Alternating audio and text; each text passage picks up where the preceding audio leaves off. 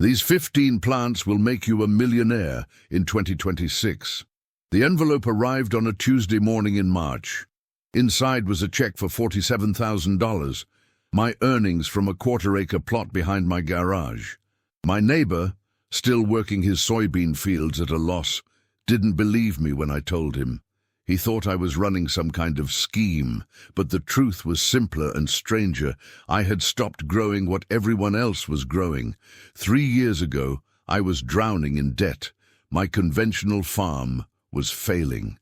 Corn prices had collapsed, and my equipment loans were suffocating me. I was 2 months from foreclosure when I attended a regional agricultural conference in Ohio. A quiet presentation in a side room changed everything. The speaker wasn't talking about subsidies or weather patterns. He was talking about plants most farmers had never heard of, crops that generated 5, 10, sometimes 50 times more revenue per square foot than traditional agriculture. I started researching obsessively. What I discovered wasn't speculation or internet folklore. It was data, market reports, university studies, import-export records. There was an entire shadow economy of high-value plants that conventional agriculture had completely ignored. These weren't miracle crops. They were simply plants that matched 3 criteria: high market demand, limited supply, and the ability to produce exceptional value in small spaces. I'm going to walk you through 15 of these plants. Not because they're trendy, not because someone on social media said they work, but because the numbers, the research, and real-world production data prove they generate wealth. Some of these I grow myself. Others are cultivated by farmers I've interviewed across North America and beyond. Each one represents a genuine opportunity if you understand what you're doing. If you're serious about transforming your financial future through agriculture, subscribe to this channel right now. What I'm about to share could change the way you think about farming forever. Let me start with the plant that saved my farm: saffron. Most people know it as the world's most expensive spice, but they don't understand why. Saffron comes from the crocus sativus flower. Each flower produces exactly 3 red stigmas, and those stigmas must be harvested by hand during a narrow window each fall. It takes about 150 flowers to produce a single gram of dried saffron. A pound requires roughly 75,000 flowers. The labor intensity is exactly what creates the value.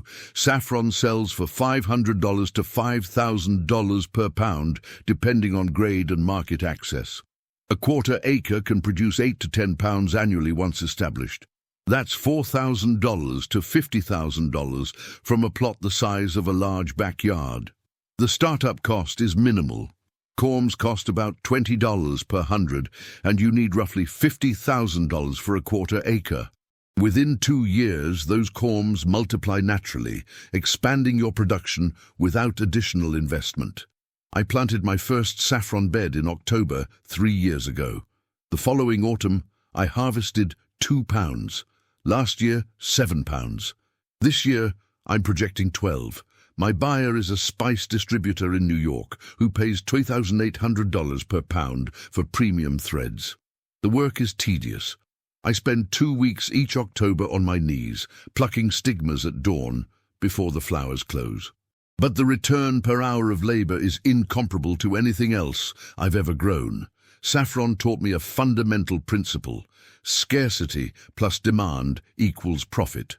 The next plant on this list embodies that same equation, but requires far more patience. American ginseng grows wild in Appalachian forests, but cultivated roots command premium prices in Asian markets where it's valued for medicinal properties.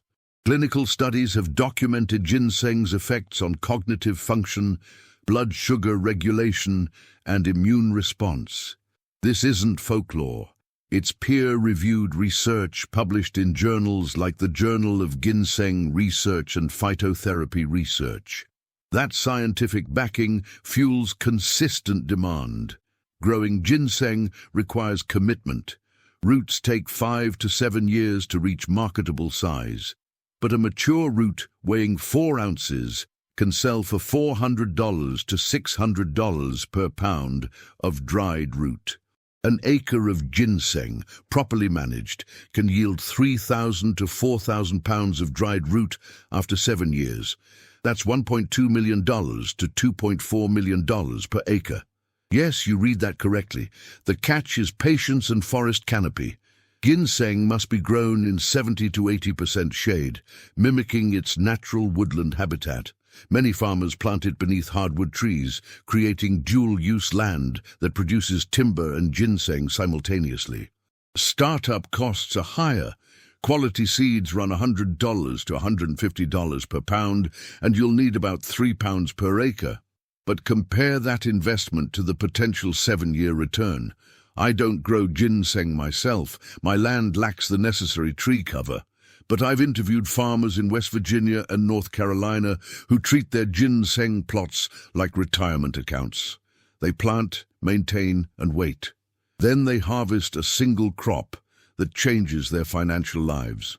While ginseng demands years, the next plant on this list produces revenue in months. Microgreens are the antithesis of patience-based agriculture. These are vegetable seedlings harvested 7 to 14 days after germination, when they're 2 to 3 inches tall. Restaurants pay premium prices for microgreens because they deliver intense flavor and visual appeal. A single ounce of micro basil or micro cilantro can sell for $25 to $40 to high-end chefs. The profit density is staggering. A standard 10x 20-foot growing rack with LED lighting can produce 20 to 25 pounds of microgreens per week. That's $400 to $1,000 weekly from 200 square feet. Annualized, that's $20,000 to $50,000 from a space smaller than most bedrooms. Startup costs are modest. Shelving, grow lights, seeds, and trays run about $2,000 to $3,000 for a professional setup. I know a woman in Portland who runs a microgreens operation from her basement. She supplies 12 restaurants and generates $6,000 monthly. Her biggest challenge isn't production, it's managing delivery logistics. Microgreens are delicate and must be delivered fresh, usually within 24 hours of harvest. But if you live near restaurants willing to pay for quality, the business model is nearly bulletproof. The key is variety. Chefs want options: arugula, radish, sunflower, pea shoots, beet greens, mustard. Each has a distinct flavor profile and visual characteristic. You're not just growing food, you're growing ingredients that elevate dishes. That's why chefs pay premium prices. Let's shift from fast-growing greens to a plant that requires specific geography but generates extraordinary value. Wasabi. Real wasabi, Wasabia japonica, is notoriously difficult to cultivate.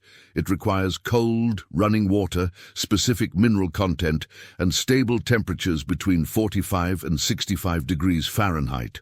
Most wasabi served in restaurants is actually horseradish dyed green. Authentic wasabi rhizomes sell for $75 to $150 per pound wholesale, and significantly more at retail.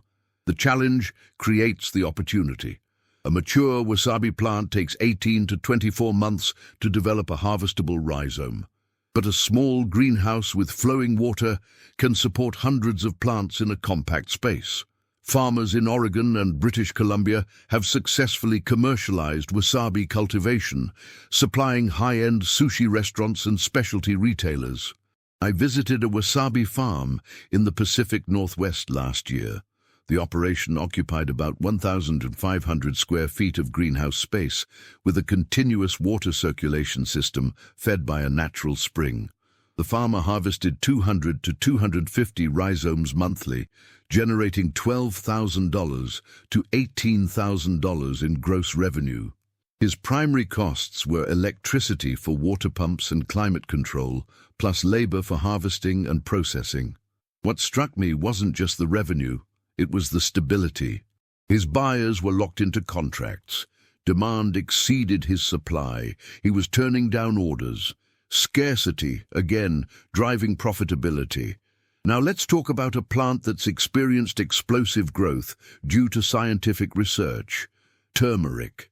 Turmeric contains curcumin, a compound extensively studied for anti-inflammatory and antioxidant properties. PubMed lists over 15,000 studies examining turmeric and curcumin's effects on conditions ranging from arthritis to cognitive decline. This research has fueled massive demand in the supplement industry. U.S. turmeric imports exceed $100 million annually, and domestic production can't keep pace. Fresh turmeric rhizomes sell for $8 to $15 per pound at farmers' markets.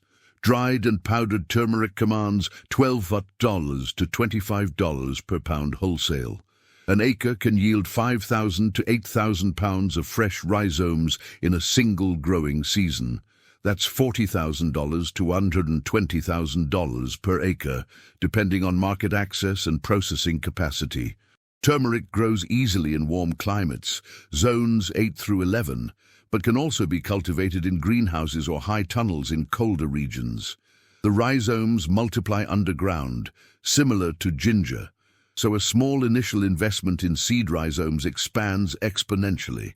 I started with 50 pounds of seed rhizomes, costing $200.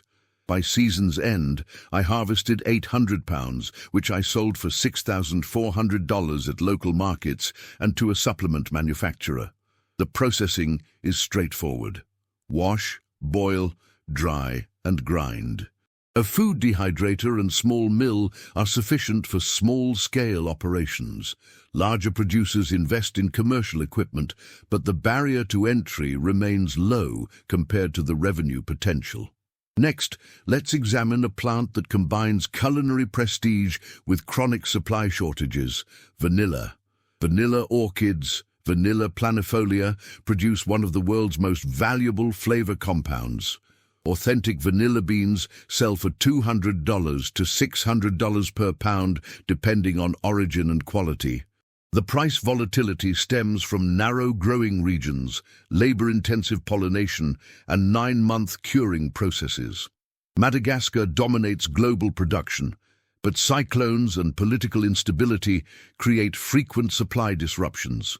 Growing vanilla requires tropical conditions, vertical support structures, the orchid is a climbing vine, and hand pollination of every flower.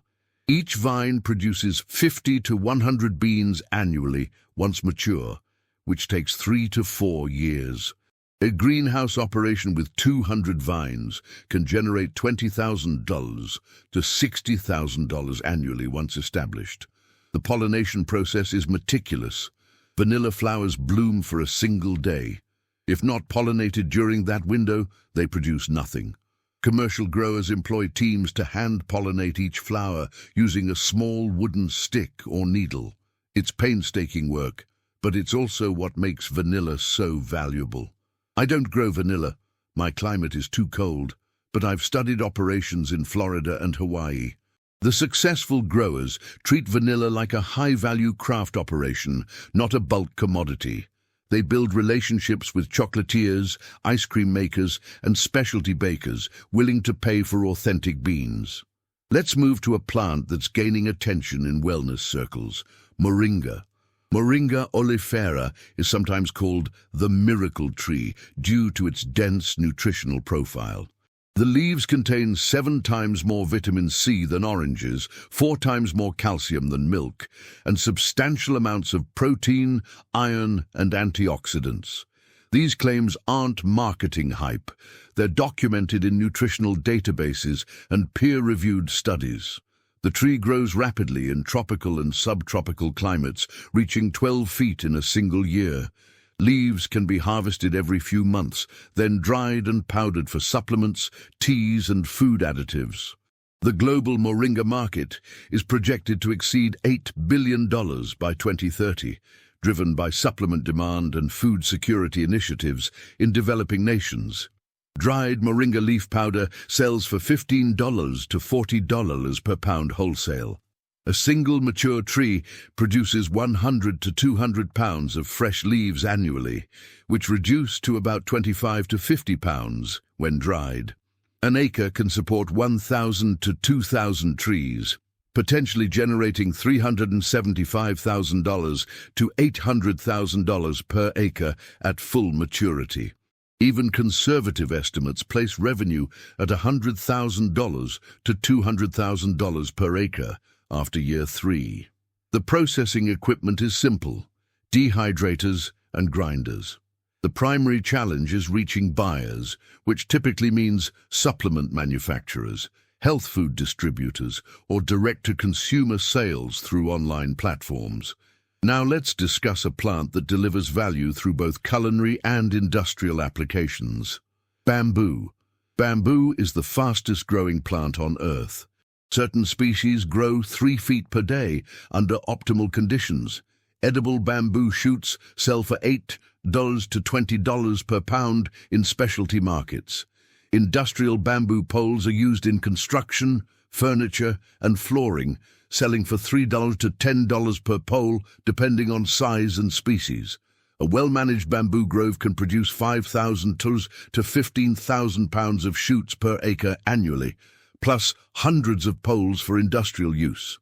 Revenue potential ranges from $40,000 to $150,000 per acre, depending on market access and product mix.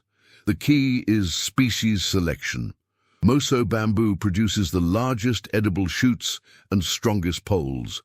Philostachys edulis is another high-value variety. Bamboo spreads aggressively via underground rhizomes, so containment barriers are essential unless you're cultivating a dedicated lot. I'm planning to plant bamboo on a 2-acre section of land I can't use for annual crops due to poor drainage. The self-sustaining nature of bamboo, requiring minimal inputs once established, makes it ideal for marginal land that would otherwise sit idle. Let's talk about a plant tied directly to a booming industry: hops. Craft brewing has exploded over the past 15 years, and hops are essential to beer production. Hops add bitterness, flavor, and aroma. Demand consistently outpaces domestic supply, leading breweries to sign multi-year contracts with growers at fixed prices. This stability is rare in agriculture. Hops sell for $5 to $20 per pound, depending on variety and quality. An acre can produce 1,000 to 2,000 pounds annually once mature. That's $5,000 to $40,000 per acre. Premium varieties like Citra, Mosaic, and Cascade command the highest prices. The catch is infrastructure. Hops grow on trellises reaching 18 to 20 feet high. Establishing an acre of hops requires significant upfront investment, $10,000 to $20,000 for trellis systems, irrigation, and rhizomes. But after year 3, the plants are fully productive and can produce for 15 to 20 years. I know a farmer in Michigan who transitioned 5 acres from corn to hops. His first-year revenue from hops equaled what he'd previously made from 50 acres of corn. He's now expanding to 10 acres and has contracts locked in through 2028. Next, let's explore a plant backed by antioxidant research: goji berries. Goji berries, Lycium barbarum, are small red fruits native to Asia, but increasingly cultivated in North America. They're rich in vitamins, minerals, and antioxidants. Studies have examined their effects on vision, immune function, and aging. This research drives demand in the health food and supplement markets. Dried goji berries sell for $15 to $30 per pound wholesale and $20 to $50 per pound retail. Fresh berries command premium prices at farmers' markets, $8 to $12 per pound. An acre can yield 3,000 to 7,000 pounds of fresh berries annually once mature, translating to $24,000 to $84,000 per acre. Goji plants are hardy, tolerating poor soil and drought once established. They begin producing fruit in year 2 and reach full production by year 4. The bushes can live and produce for decades with minimal maintenance. I started experimenting with goji berries last year. I planted 100 bushes along a fence line that was otherwise unused space. The plants thrived with minimal care. This season, I'm expanding to 500 bushes. My goal is to supply local health food stores and sell fresh berries at farmers markets during the summer. Let's shift to specialty chili peppers, a category with remarkable profit potential.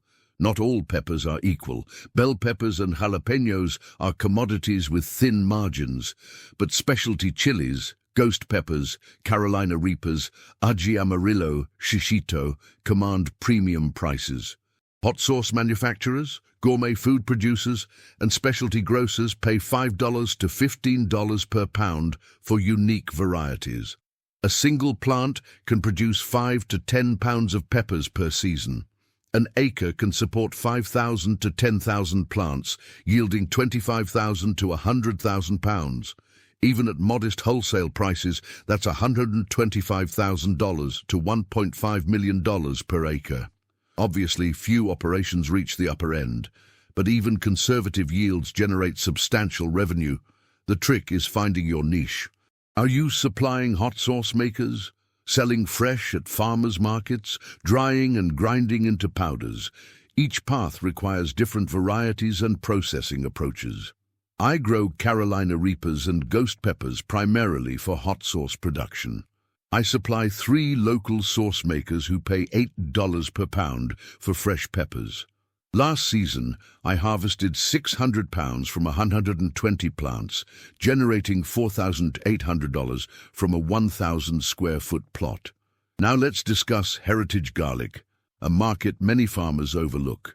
Most garlic sold commercially is a single variety, softneck garlic grown in massive operations, but there are hundreds of garlic varieties, hardneck, elephant, Creole, each with distinct flavor profiles, storage characteristics, and growing requirements.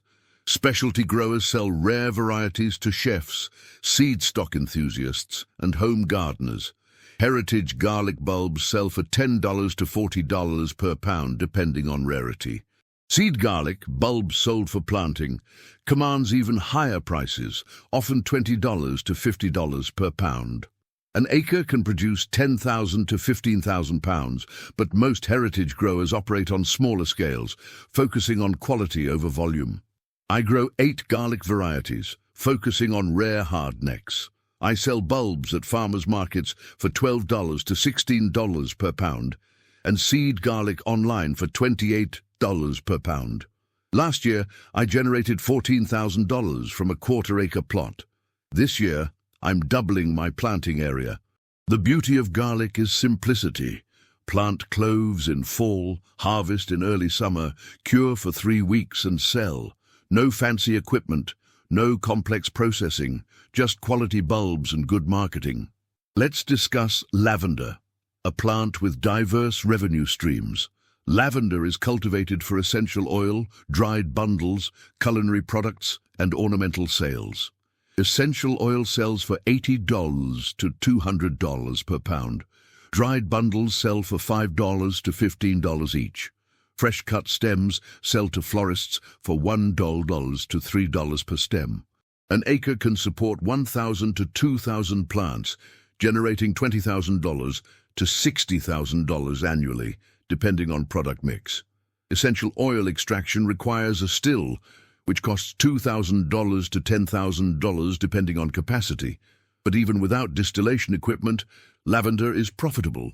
I grow 300 plants primarily for dried bundles, which I sell at farmers markets and craft fairs. Each plant yields 50 to 100 stems per season. I bundle them in groups of 20 and sell each bundle for $8. Last year, I sold 200 bundles, generating $9,600 from a 2,000 square foot plot. Lavender requires minimal inputs once established. No fertilizer, little water, and no pesticides. The plants live for 15 to 20 years, making them a long-term investment with recurring revenue. Finally, let's discuss medicinal mushrooms, a category experiencing explosive growth. Mushrooms like lion's mane, reishi, and cordyceps are studied extensively for cognitive, immune, and energy-related effects. Clinical trials and peer-reviewed research have documented bioactive compounds in these fungi, driving demand in the supplement and functional food markets. Fresh lion's mane sells for $12 to $20 per pound. Dried mushrooms sell for $30 to $80 per pound. Extracts and powders command even higher prices, $150 to $400 per pound wholesale. A 10E 10-foot growing space can produce 50 to 100 pounds of fresh mushrooms monthly using stacked shelving and controlled humidity. Mushroom cultivation requires specific knowledge, substrate preparation, sterile technique, environmental control. But the learning curve is manageable. I started growing lion's mane last year in my basement. I sell fresh mushrooms to local restaurants and dried mushrooms online. Monthly revenue averages $2,000 from a 150 square foot growing area. The repeatability is what makes mushrooms attractive. Once you master the process, you can scale production simply by adding more growing space. Many commercial growers start in basements or garages, then transition to warehouses as demand grows. And we can't forget aloe vera, a plant with steady, reliable demand across multiple industries. Aloe vera gel is used in cosmetics, pharmaceuticals, and beverages. The global aloe vera market exceeds $1.5 billion annually. Fresh leaves sell for $1 to $3 per pound. Processed gel sells for significantly more, $8 to $20 per pound, depending on purity and certification. Aloe is drought-tolerant and low maintenance, making it ideal for arid climates or greenhouse production. An acre can support 10,000 to 15,000 plants, yielding 60,000 to 100,000 pounds of leaves annually. Even at modest wholesale prices, that's $60,000 to $300,000 per acre. The processing is straightforward. Harvest leaves, extract gel, filter and package. Small-scale producers supply local cosmetic makers and health stores. Larger operations contract with manufacturers producing aloe-based products. I don't grow aloe personally, but I've researched operations in Arizona and Southern California. The successful growers focus on organic certification and direct relationships with buyers who value quality over volume. Here's what these 15 plants share. They're all backed by real demand, documented profitability, and proven production methods. They're not get-rich-quick schemes. They require knowledge, effort, and often patience, but they represent genuine opportunities to generate wealth outside conventional agriculture's narrow margins. If this information has opened your eyes to what's possible, subscribe to this channel now. The knowledge I share could be the difference between struggling and thriving in the agricultural economy ahead. The question isn't whether these plants are profitable. The data proves they are. The question is whether you're willing to do something different. My neighbor is still planting soybeans. I'm planting saffron, turmeric, and microgreens. His land is worth what it's always been worth. Mine has tripled in value because of what I'm producing per square foot. You don't need hundreds of acres. You don't need massive equipment loans. You need the right plants, the right knowledge, and the willingness to step outside what everyone else is doing. That's how fortunes are built, not by following the crowd, but by recognizing value where others see nothing. These 15 plants aren't magic. They're just plants. But in the right hands with the right approach, they're transformative. The question is, whose hands will they be in?